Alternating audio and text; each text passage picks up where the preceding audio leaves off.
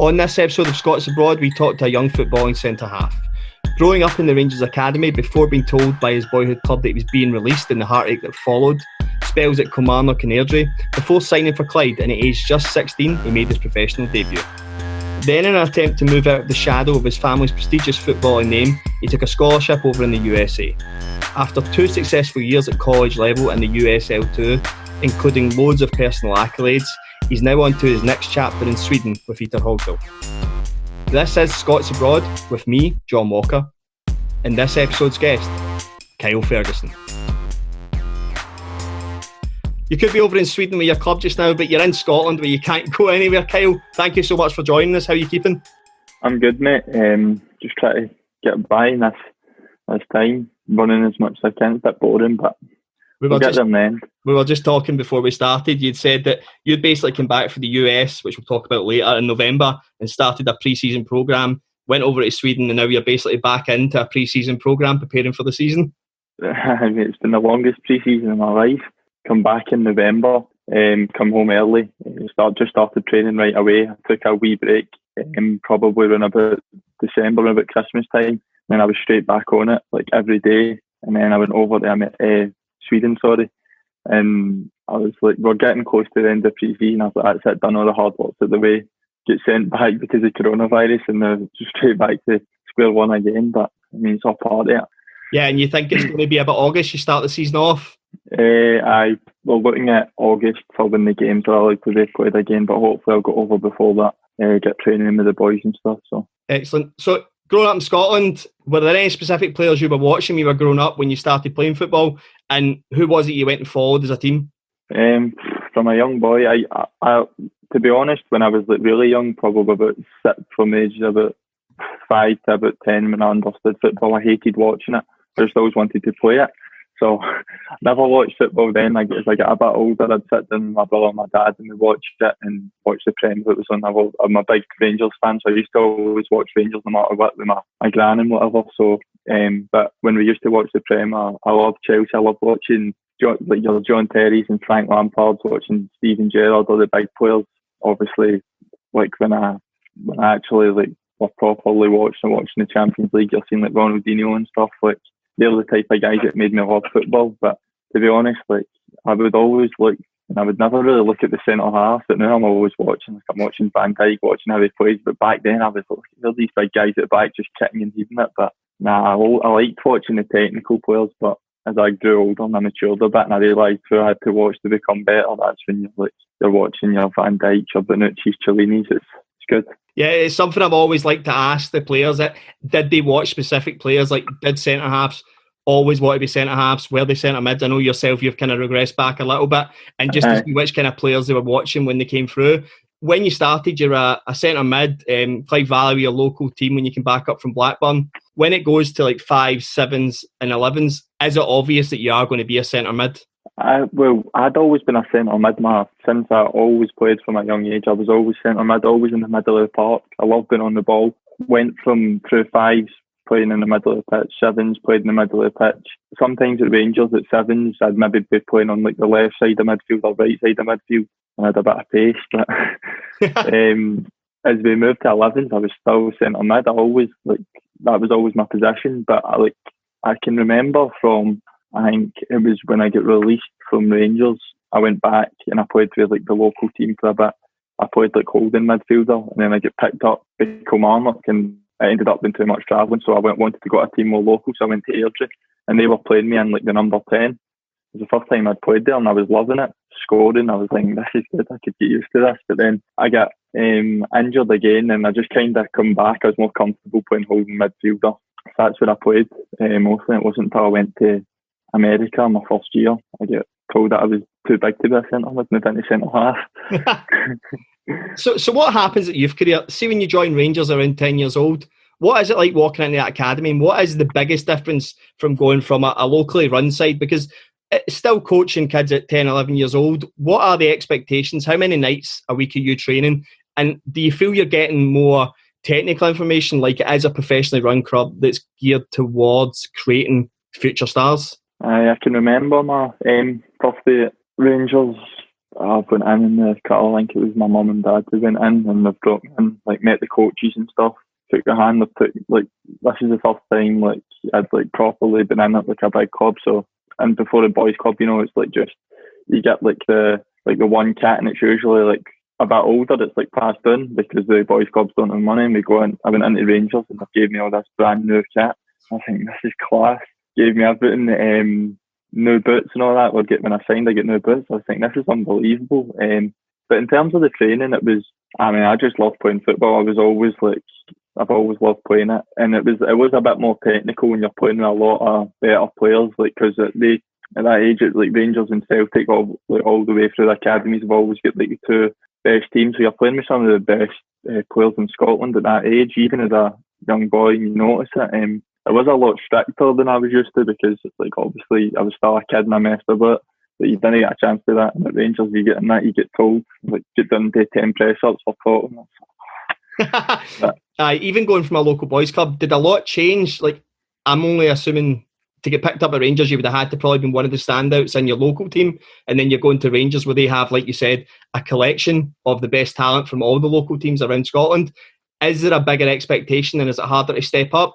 Or even at 12, 13, does everyone around you raise your game even more? I mean, I think I get picked up playing in some tournament. I think it was the Lander Burns tournament in there or whatever. I think it was two other boys who get picked up for that tournament. So we'd all went in at the same time. You kind of noticed them, and you noticed that they were like the better players you played against. So it gives you a boost of confidence. Like you wouldn't get picked up if you weren't good enough. Like that very rarely happens. So.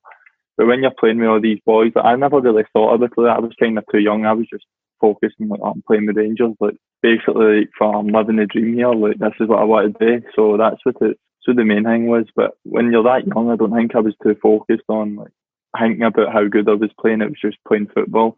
I think that's what it needs to be like though. But because if you give kids, like younger kids, too much information, it makes them like I think what's going on here. There's only so much they can take. So if they're told to go out and express themselves, they enjoy it much more. That's what I've found.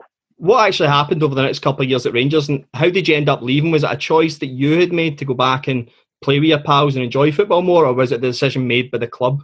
Well, it was. I think my first two. I must have been in the Rangers when I was about 9. My first 2 years were really good. I was playing a lot. Around about the third year when I was turning like 11, I wasn't getting as much game time. I'm assuming it was like I was a late developer. I developed like I was never tall until I hit the age of 16 when I grew so much. I was always like a wee skinny boy in the middle of the park, but I never really grew as quick as the other boys. And we had some like at the time I can remember looking at him and thinking, how is he so big? What's he been eating? That was partly the reason I wasn't physical enough, which is a shame when you see that happen to boys like being told they're too small. You see it happens all the time. And then when I was at the age of 12 was when I was literally like they were putting me on, playing. I would go and play left mid, and I never wanted to like I was a centre mid at the time. And I was like, I hate this. Like I wasn't enjoying it. And then I think it was round about the age of I must have been 12, about to turn 13. We were playing against Celtic, and I was starting.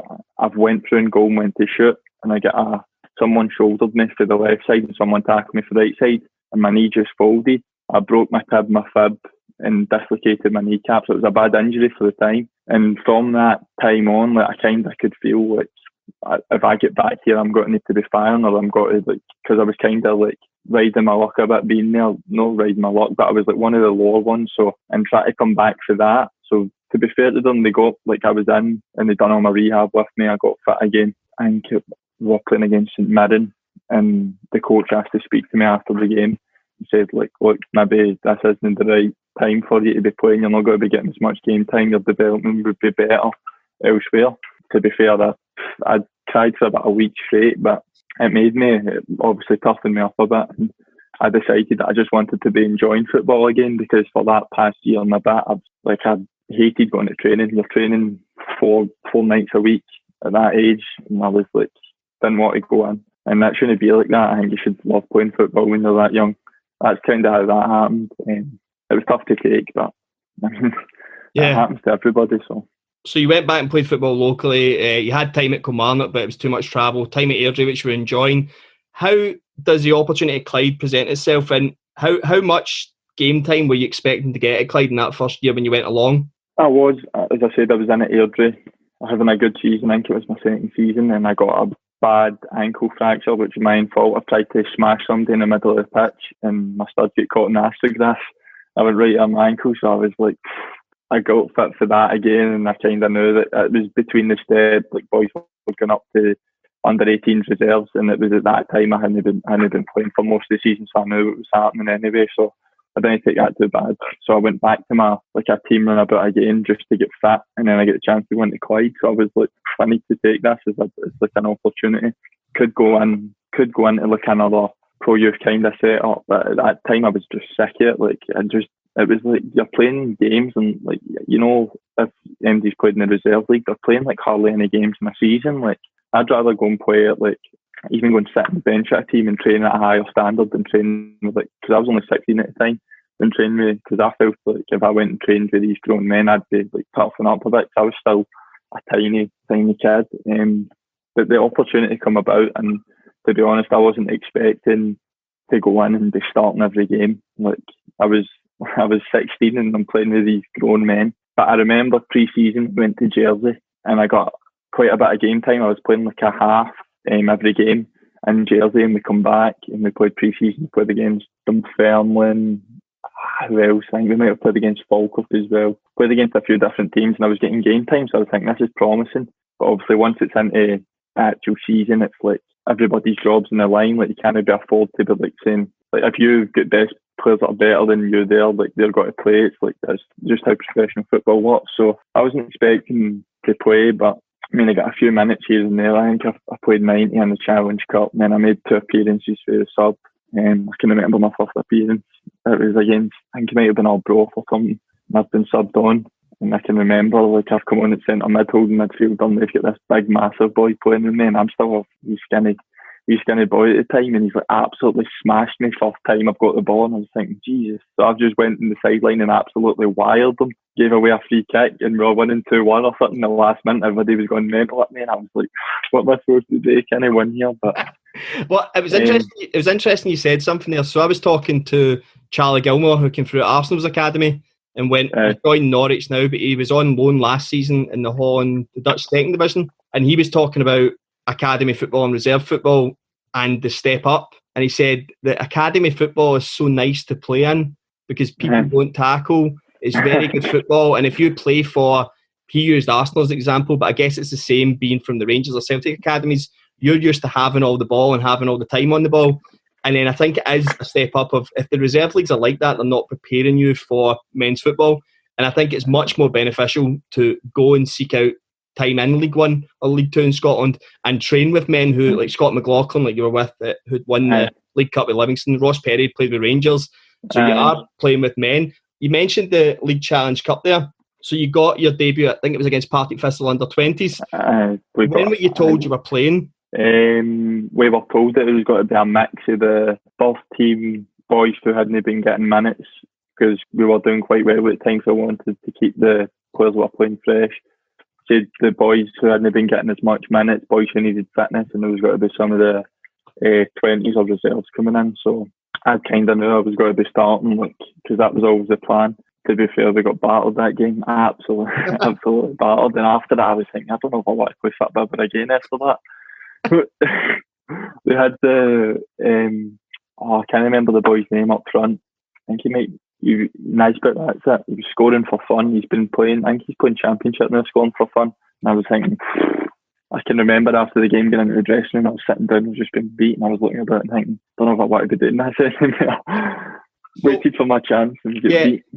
At that point, is that when you actually realised the real difference between playing academy football and, even though it was under 20s, playing men's football? It was, because all my life I've been in teams that have been like the better teams in the league, like the teams that are like you just mentioned, like you get time in the ball, like you're allowed to pass it at the back. When you go into men's football, nobody gives you that much respect. Nobody's got to be, oh, he's a good player, I want to tackle him, they'll smash you first chance you get. That's what I think, that the reserve leagues and that are kind of a bit false in terms of they don't prepare boys well enough for coming into the actual game. That's how it's so hard. That's how you see so many players coming through and they find it hard to adapt because they've never been like that before. There should be something in place to like make that bridge a bit, like the gap a bit easier, but it'd be a hard thing to do. Yeah, there's been loads of ex-pros talked about it, like even if the under-20s, they were allowed to play 5-6 adult players that were coming back from injury, like the reserve league used to be. So you've been in and out of the team at Clyde that season, you are developing. At the end of that season, at what point do you decide that you're going to go and take a scholarship in America? It'd been kind of on my mind. I wasn't playing as much as I wanted to. Could have went back and went into another under-20s team. Thought maybe that's not the best option for me. At that point, my mindset was, I'm good enough to play, but how high can I play? Like, what level can I play at? And that was still like a question that was like, I didn't know the answer to. I was still like, probably, I was so skinny, probably weighed about 10 stone, nothing about me at all.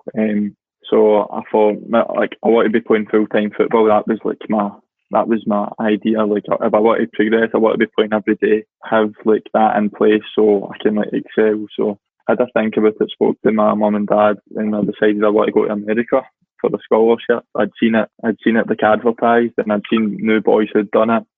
So I thought, it's a good opportunity. If I don't like it, I can always come back.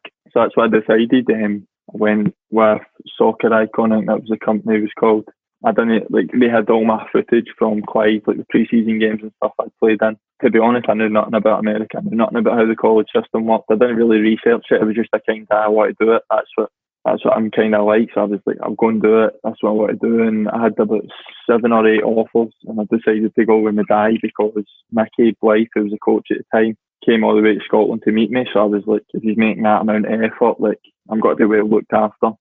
And I think that's what my mum and dad were thinking as well. Like, if they're sending their son away that was only 17 at the time, like, they want to make sure he's looked after. Cause I'd never cooked, never cleaned for myself. My mum done everything for me, so it was a big jump, but it was needed. So you went to America. Did watch footage as you playing as a central midfielder, and that was what you'd played at most of your time. When you arrive in America, you play a couple of games. You've told the story about Bob Malcolm, who was the Clyde assistant at the time, and said to the manager he would be a really good centre half when football was going. How quickly did Mickey Blythe talk to you about moving you back to centre half after a couple of games? It may have been the second game. I think we played the first game, and it was like just kind of, he was like watching how everybody was playing, how good everybody was, because obviously it's a full group of new recruits. There's probably about 10 new players come in. So we played like a practice match and training, and I was playing centre mid, and I had an unbelievable game. I was thinking, this could be really good. Like, I can feel myself, like, I feel good here. And we played our first game of the season, like official pre-season game. And what was it we were playing against? I can't remember who we were playing against. Anyway, we've set up, and I was playing holding midfielder, and it got about, I think we were drawn 2 each or something within about 60 minutes, and he pulled me to the side and he was like, drop into centre half and for me. I was like, all right, no worries, like, just done it anyway. I think we won the game 3-2. And after the game, he pulled me aside and he was like, look, I know you don't want to be playing there, but he said, I think we need you to play centre mid. He said the boys who I brought in at centre half maybe aren't as strong as I think they need to be if we want to win this win this league. And I said, I was fuming. I was like, no, I've not come all the way to America to be a centre half. It just feeds the ball and volleys it. But see, to be honest, after about 3 or 4 games, I absolutely loved it. I was on the phone with my dad, like, you know what, like, this is the best I've ever felt playing football. Like, I know Bob did say it before, never took much notice to it, but I loved it, and I'd started growing at that time as well. I must have went to about 6'2", 6'3". I started to put a bit of muscle on, getting stronger and quicker. So, I mean, like, the way he seen it, like, I'm happy that he done that. At the time, I hated it, but I'm happy that he done it because it's like shaped my career so far. And to be honest, if I didn't find myself playing at centre half, I don't think I would have had as many. Played as well over the games and had as many opportunities as I did. So, what did you enjoy most about going from central mid and it's a centre half? Was it having more time in the ball, being able to see more of the game? It was mostly the more time in the ball, because when I played centre mid, every time you get to someone that your ankles try to take the ball off his centre back, see the full game in front of you. You can have a look, nothing's on, I'll turn back and go to the goalkeeper. It's easy, it's safe. The other thing was, like, we had like quick wingers in our team, so the diags and the balls in the line were always on, and to centre mid you rarely get a chance to like spray a pass or ping one. So centre half, like, first couple of games, this is class, let me just roll it and ping a 50-yard diag. I get quickly told to stop doing it because every chance I got I was doing it. But, no, I loved it, to be fair. Like, that was the thing, like the time on the ball. I've always loved tackling. I love tackling. I love getting up for it. I love the physical side of the game. From centre half, it's like all about tackling, defending, obviously, winning your headers. And I kind of knew, because I'd played holding midfielder a lot, so I kind of like knew like I could read the game well. So for a centre half, like if I could see something was going to happen, I could just get in front, take the ball, and start playing. And it did. It helped me. It helped me a lot playing holding midfielder at that time. But after about 5 or 6 games, I was loving it. What was the level like? So the coaching from Mickey Blythe and his team, and the actual level of playing college football? The first year, no, I'm not going to say the level was amazing, because it wasn't amazing. There was some really good players, but the level wasn't like, oh, this is unbelievable. Definitely played at better levels, but I kind of seen it as a stepping stone, and I was going to move on because it kind of happened by chance. I went there because I didn't know anything about America. So the standard in terms, we had players that were really good. We had boys that had been played at Arsenal and stuff. And then they'd come over, and it was a group of British boys as well, so it made me feel a bit better about going, because it was like people on the same boat as me. But I'd say the standard, I get not a shock, but I kind of thought this is more like it when I went the first season to USL2, because I was only at Medaille for a year, because I said to my dad after about towards the end of the season, I'm going to try and transfer to a different school. I said, I feel like I could play at a better team. It wasn't being disrespectful or being big-headed. I just felt like I had to further my career and go to where I wanted to go to, because it was at that time I really started believing I've got a chance to play professional football here. Since I moved to centre back, I could, if I want to, I could go and play. So that was the... Yeah, you mentioned it there. You had a really good first season. You've won the AMCC title. You've beat Penn State in penalties. I want to ask you, scored the second penalty in that shootout. What happened between you and the goalie? Was there something that happened during the game, or was it just the build-up to the penalty? Well, Penn State were our rivals. I think they'd won every year before that. They'd won 5 years in a row before that went. And from the start of the season, I can remember we had a pre-season meeting, and Mickey was if he said, if anything happens, we do not fucking lose to Penn State. And I was right, so there must be a hanging. All the boys that I'd been that I lived with are we hate them. It's massive rivalry, and they were describing it to me as Rangers Celtic. So I was getting fired up, and we played them during the season, and they beat us. It was just a league game, and I was everybody. I could see how defeated everybody was. And then we got to that the tournament final. So how it works is, if you finish top of the league, you don't win the league.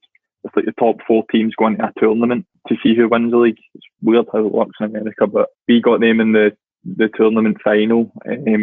I think we drew 1 each. It was a horrible game. It was scrappy. I didn't the greatest game I've ever played, but we made it through anyway, and it got to pens, and everybody's been talking about how good this keeper is. They said he's the best keeper by far played against. He's a big boy. He's about 6'5", 6'6". So before that, I just went up to him, and he was mouthing. I said, "Pick where you want me to put it, and I'll put it there." And he was just staring right at me, and then the ref was getting annoyed. And I just said, "Pick where you want me to put it, big man." In a sense, I put it down. I could see that he was waiting to die, so I just put it right down the middle. I mean, we missed the first penalty as well, so there's massive pressure on. So I had to put it away, but kept my ball and managed to do it. And you've won the title. So 19 games, 2 goals that season. Very successful. You said you'd already spoke to your dad that you were going to transfer to Lander Uni. What was it about South Carolina? Was there a reason that's where you were going to go? Well, Lander was a last minute thing. I had an offer from Wingate, who at the time were the best team in the nation in Division 2. So I had an offer from Wingate, and I was set on going in Wingate. And I told him, because I'd spoke to the coach. Coach was, I think he was Northern Irish. I got on really well with him. I'd spoke to him. Basically, everything. I just had to sign. That was the only thing. And on the last, I think it was a day before I was supposed to sign, the Lander coach texted me. And for some reason, my mind just switched. I was like, I might do it. And then I was kind of indecisive. Spoke to my dad about it again, and he said, do whatever you feel's right. I ended up going to Lander, but he had helped me sort out going to the USL2 in the summer, which was a massive part of it. Yeah, so I'd spoken to Lee Morris, who a former Derby player, who is the South Carolina United Bantams manager. So you talked about USL2. They have a connection with Lander Uni. They normally take 1 or 2 recommended players from that. And he said you'd transferred unis, but come very highly recommended that you would go to USL2. Can you explain USL2 to people who maybe don't know about it and what the purpose of actually doing that summer league is? Basically, the USL2 is a league that's played during the summer, and what they do is there's like teams all over through different conferences. I think there's 4 regions, and for each region there's like 3 or 4 conferences. So what they do is they handpick the best players from the college system, and they build a team with players out of the college system, and then so it's basically the highest level you can play at college. And all these teams, like the USL2, they've all got links to like USL1, USL Championship, and some of them get linked to MLS teams. So, I mean, everybody had always spoke about it, like spoke about the first college I was at. It'll be amazing to play there. I mean, it was in my mind. I was like, I'm going to play no matter what happens. Like, I don't care where it is. I'm going to make sure I play USL2. And to be honest, that's like probably the 2 summer seasons are the most I've ever enjoyed football in my life. Yeah, so 2018 Summer League, May to July, with South Carolina United Bantams. You played 13 of 14 games. You finished third in the conference. You were voted in the top 20 of the under-20s of the competition. Yeah, I wasn't expecting it at all. I think I'd missed a couple games through. One of them I just wasn't picked in the starting 11, fair enough. Second one, I think I was rested because it's hectic. You play like 3 games in a week. So it's tough on the legs, and I was obviously just turned 18, yeah. So I was still a baby. But that was like, I remember I was sitting. I think I was at London at the time, and I'm sitting on my phone, and I've like got a notification USL2 tweeted. Clicked on it. It was like the best players under 20 in the league in 2018. I've clicked on it, and I'm scrolling down. I'm seeing the names, and I thought, is that my name? I'm reading it. I thought, sure, I've read that wrong. That is my name. And I was buzzing because before, in my career, I hadn't like won much personal accolades that year. Like that gave me a massive boost, and it just gave me even more confidence. I was like, people are watching now. Like, I need to keep going. On that, people watching. So the MLS, for people who say, I just want to back up, USL2 players who graduate to MLS from the youth system, something like 75%. So it's 3 players have played in those summer leagues and drafts. So was there anyone talking to you? Was there any scouts that had actually approached you about joining one of the MLS sides or even their affiliate side within that structure? It was none from the MLS, but it was from a USL Championship team called North Carolina FC. We'd played their under 23s team in the USL2, and I had knew that they were watching in some way, so kind of like I was like, I need to turn it on a bit. So I knew they were watching, but I never really took it in because I knew that, to be honest, to play like with one of the teams in America, it's hard because they've only got certain international spots. They don't just sign every international player. They only get like 3 or 4 spots, so it's hard to come by. So I didn't think anything much. I was just thinking I'll just keep playing my game and see where I go. And you went back to Lander to continue your scholarship, back into uni football, first game of the season, 3-2 win, you score the winner. Is there any part of you that's kind of feeling at this point that you've maybe experienced the higher level of US football and you've dropped back to college football and it's maybe not as challenging, or was that season pretty much just the same, get down, play football, get more experience? I'd come off the back of a good summer season, so I was confident going in. Group of new boys again, obviously at Lander, because I'd just moved there. And we had good players, to be fair. We had a lot of players that were in the top 50 players in the USL2, so we had a strong squad, a very strong squad actually. I didn't think it as it's like a low level. I thought I'd always knew I'd wanted to go back and play in the summer. I said if I want to go back there, I need to just maintain the standards, keep playing well, and when I get there, I'll be better than last season and go that step further. That was just the mindset behind that. But we definitely first game of the season. I mean, the way you want to start with a goal from centre half, so can't complain. And you said about standards, that season you continued it. You won the South East Championship, got to the quarterfinals of the National Cup. You personally being a centre half, I think it was 16 clean sheets in 19 games that you were involved in. How long into the season, or how long after that season, have you already spoken to Lee Morris about going back? I know he was very keen to get you back in. Well, I think it was probably about halfway through the season he texted me and he was like, I think he texted me and he was like, how's things? I was like, it's good. He's like, you coming back? And I was like, of course I'm coming back. Like, I was like, there was no doubt in my mind. I knew where I wanted to go. I knew the place. I knew because it's not just like it's not just the Bantams. There's the teams that go all the way through to like 5-year-olds. Like, so all the kids, all the families that come to watch. So it's like a real family club. And I was like, I already knew I wanted to go back, so I was buzzing because he'd said to me at the end of the season, like, "You coming back next year?" And I was like, 100%. So when I got that other text, he was like, just kind of reassuring me. I was buzzing again. I was like, that was what I played towards to play in the summer. To be honest, like, as much as I liked the college season, like, it's like you play against some teams that maybe aren't great, but in that summer in the USL Tour, it's like every team's on it. It's the best players you'll play against. So. And you went back to the Summer League in 2019, USL 2 again, same team, performed outstandingly once again, played 11 times, scored twice. You finished second in the conference. You went on to the playoffs. You missed the playoffs through a bizarre injury, is that right? So I think it was the 4th of July. We weren't even supposed to be training, but it was supposed to be a recovery day, so we were in on the 4th of July, which is the big American day where they celebrate. Had an unbelievable season. I was flying, and we were playing this game where, like, somebody throws a ball up and the other team headers it, and you're between the two, like, poles you stick into the ground. You have to dive and save it. And I'm competitive. Like, I don't care if it's a easy day. I want to win at everything. So I'm saying to the boys, we're not getting beat off them. Like, we've not been beat yet. We're definitely not losing. So we're getting beat, and I'm getting fuming. And I've scored my header, and I've run in. Somebody threw the ball up, and the boys headed it, and I've tried to dive and save it. As I've dived, I've hit the training pole, and it tipped on its side, and it went right through, like, right into my kneecap. And I've looked, and I was like looking at my knee. I was thinking, that doesn't look right. And the boys were like, "You're right." And I looked at it, and it's gushing with blood, and I was like, "Oh no!" And then I ended up having to get took to, like, the accident and emergency, and they stitched it up. And the gaffer, Lee Morris, was like, "You'll be fine. You'll be able to play in 3 weeks." I couldn't walk. I couldn't walk for 3 weeks. and That's not the way he told the story. He said there was no way you were playing for the minute he seen the gash in your leg. No, he was telling me, "I swear you'll be all right. You'll be playing in 2 weeks' time."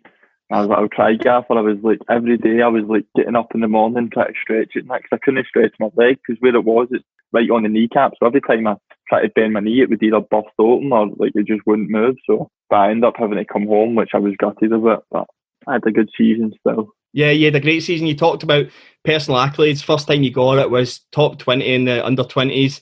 That season in the 2019 Summer League, you won the UK Player of the Season, and you were in Team of the Year. Why do you think then there wasn't any concrete offers, or was there?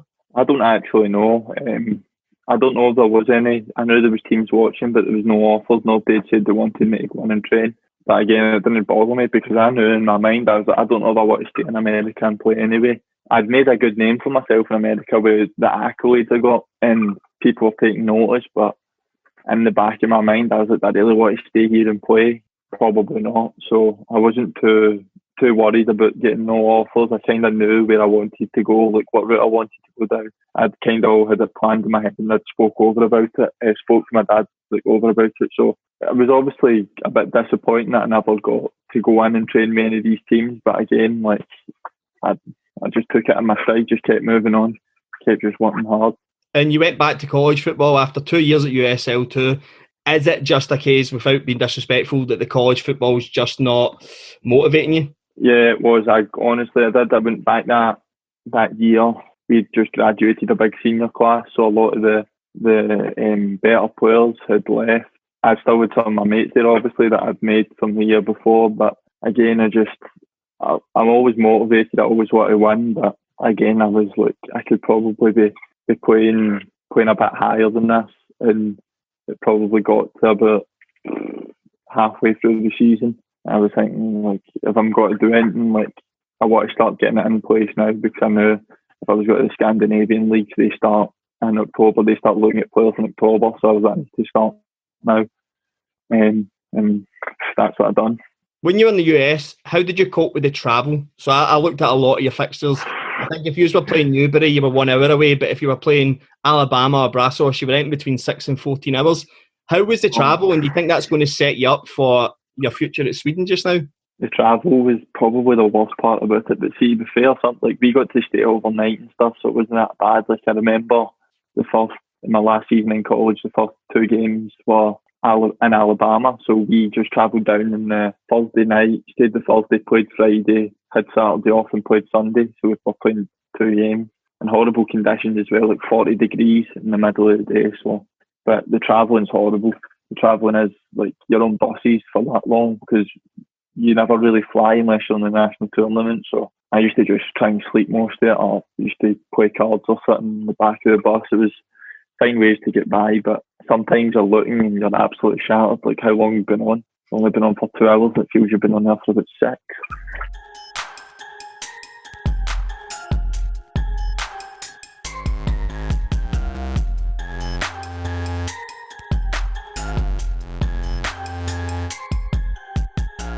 So you decide to come back. You sign with HMI Sports Agency, who specialise in locating people's Scandinavian clubs. What was it about Ytterhogdals that got your attention? I'd signed with HMI. I'd spoke with Chris, and you know I wanted to go to Sweden, and I'd heard about Ytterhogdals. I knew a couple of boys who played against them said it was a team full of majority British people, which was a big thing because I'd get no chance of speaking Swedish. It's the weirdest language ever. Like the speaking like clicks and stuff. So I was like, I can't learn that. I tried to learn it, couldn't. So I was like, maybe this is the best. I'd break myself in easy. Then about a group of British boys who all speak English. Some other boys like for European countries, but they can actually speak English as well. So, but that was the thinking. That was the thinking there. I knew that the season before I'd went, they'd made a good push. They didn't just playoffs, but get put out in the playoff. And I knew that they were looking to go and win the league. So I'd said I'd offers from teams like the league above and stuff, but they were like mid-table, like just middle of the pack. But I wanted to go and win something. Again, like I couldn't, like I'm not the type of person that wants to go and be in a team that are lower the bottom or middle. I wanted to be in a winning team. So that I made that.